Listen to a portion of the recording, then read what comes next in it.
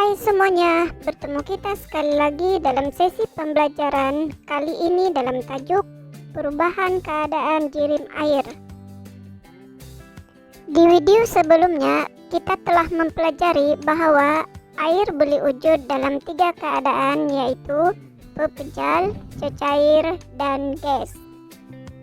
Jirim air berubah apabila mengalami 2 keadaan, seperti yang telah kita pelajari di video sebelumnya. Jom imbas kembali video lepas.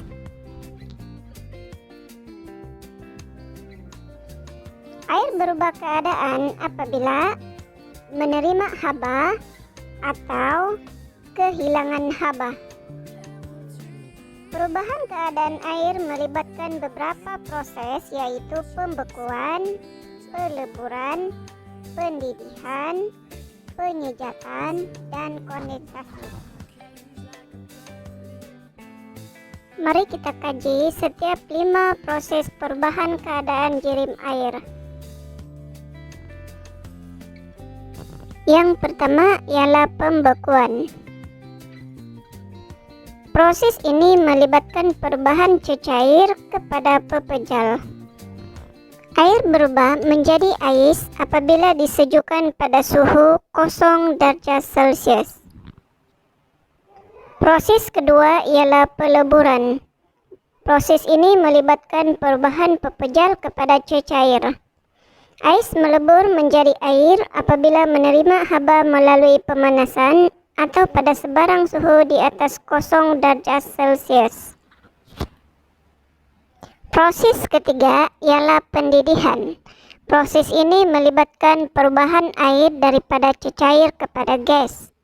Apabila air dipanaskan pada suhu 100 derajat Celcius, air mendidih dan berubah menjadi uap air.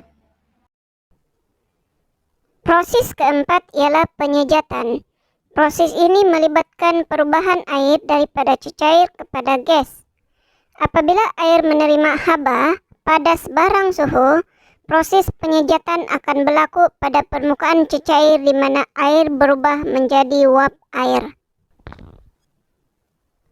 Proses kelima ialah kondensasi. Proses ini melibatkan perubahan air daripada gas kepada cecair. Apabila uap air disejukkan, uap air berubah menjadi titisan air. Contohnya, uap air di udara menjadi air apabila tersentuh permukaan gelas berisi air berais. Titisan air terbentuk pada permukaan luar gelas.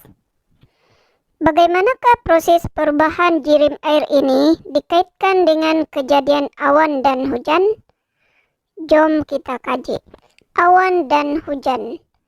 Kitaran air semula jadi merupakan pergerakan air yang berterusan dari permukaan bumi ke udara dan kembali semula ke permukaan bumi.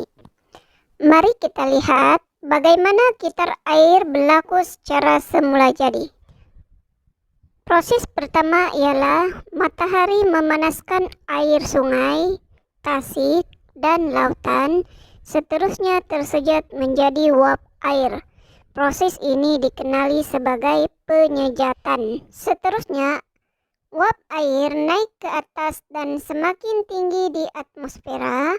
Uap air terkondensasi menjadi titisan air apabila bertembung udara sejuk. Proses ini dikenali sebagai kondensasi. Proses seterusnya ialah titisan air halus bergabung menjadi titisan air besar membentuk awan. Apabila titisan air ini menjadi berat, ia jatuh ke tanah dalam bentuk hujan atau salji.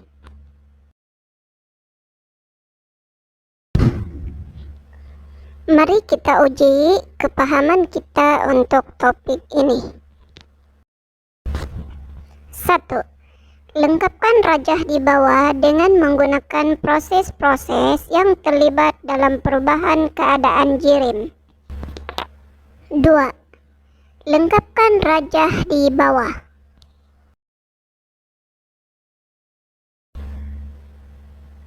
Jom kita semak jawaban.